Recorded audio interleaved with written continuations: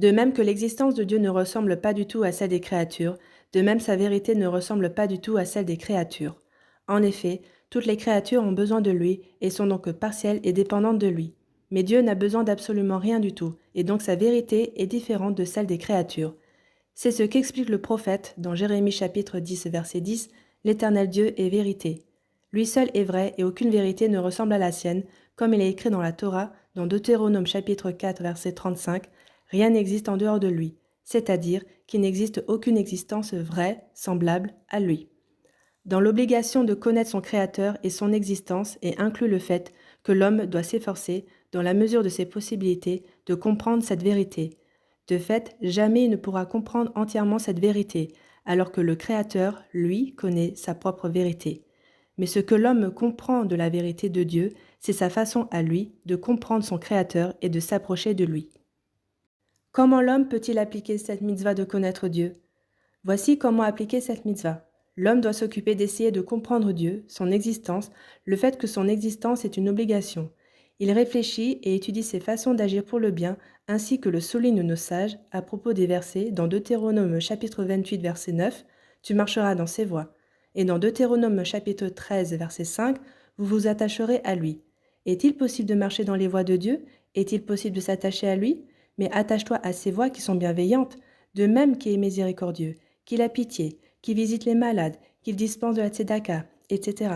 Toi aussi, conduis-toi ainsi, afin d'accomplir ce qui est écrit dans la Torah, dans Deutéronome chapitre 11 verset 22, marcher dans toutes ses voies et s'attacher à lui. Cette obligation de croire et de connaître Dieu doit être une préoccupation constante pour chaque être humain en tout temps. C'est ce que dit le roi David dans les Téhélim, dans Psaume chapitre 16 verset 8, « Je place Dieu devant moi constamment ». Cela signifie que bien qu'il ait déjà réfléchi, qu'il ait compris et approfondi le sujet, il doit continuer tous les jours de sa vie à fournir des efforts pour comprendre encore mieux de toutes les manières possibles. On peut poser la question, si cette mitzvah est si primordiale, pourquoi les sages l'ont-ils exprimée d'une façon négative, ne pas servir les idoles? Ils ont considéré l'aspect positif de la mitzvah, l'obligation de connaître Dieu, comme secondaire. Ils auraient dû établir l'ordre inverse. La mitzvah serait de connaître Dieu, tandis que le dérivé serait l'interdiction de l'idolâtrie. Réponse. La croyance et la connaissance se situent surtout au niveau du cœur et du cerveau, tandis que l'acte interdit s'exprime par des actions, des lois et éventuellement une punition par le tribunal. Les sages ont exprimé les 7 lois des enfants de Noir en considérant surtout les actes et l'aspect législatif, puisque les tribunaux sont chargés de juger les actes et non les intentions et les pensées du cœur et de l'esprit.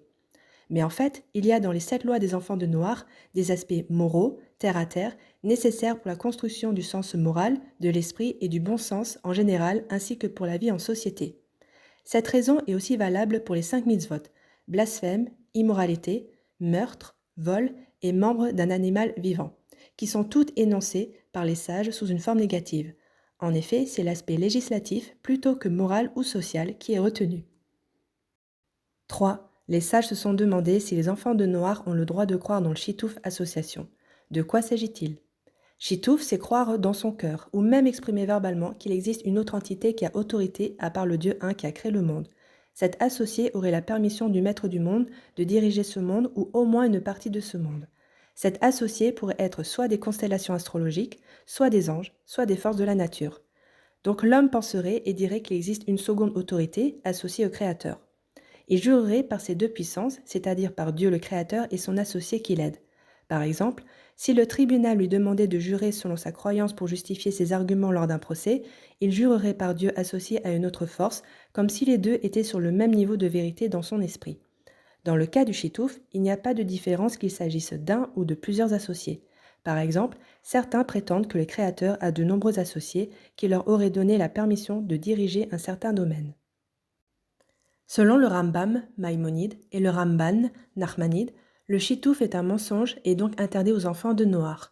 Mais les Tosfot tiennent qu'un enfant de Noach n'est pas coupable s'il croit au chitouf et qu'il a le droit de jurer ainsi. Cependant, selon toutes les opinions, A. Le chitouf n'est pas la vérité. Il n'existe qu'un seul Dieu qui crée le monde et le dirige tout seul, sans aucun associé, et lui seul est vérité. Donc, un enfant de Noach sincère et droit, qui ne désire que la vérité, ne croira pas dans le chitouf et ne jurera pas par lui. B.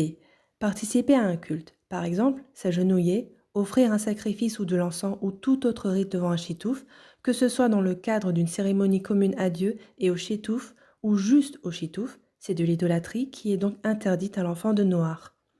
C. Même selon ceux qui estiment que les enfants de Noach n'ont pas l'interdiction du chitouf, celui qui garderait cette croyance dans son cœur ne serait pas un chassid des nations du monde. D. Quand on parle de chitouf, il ne peut s'agir que d'une entité qui serait secondaire par rapport à Dieu, qui aurait reçu sa permission mais qui resterait soumis à l'essentiel, c'est-à-dire Dieu qui conserverait sa primauté.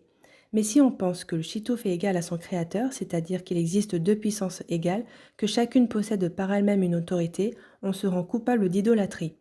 En effet, quiconque prétend qu'il existe plus qu'un Dieu, deux ou trois ou davantage, pratique l'idolâtrie. Dans la Torah, dans Deutéronome chapitre 6 verset 4, il est ordonné « Écoute Israël, l'Éternel est notre Dieu, l'Éternel est un ». C'est un ordre, mitzvah positive, de savoir que Dieu, le Créateur, est le seul Dieu et il faut affirmer son unité de tout son cœur et de toutes ses forces. Cet ordre ne s'adresse qu'au peuple juif qui a l'obligation de croire en Dieu un.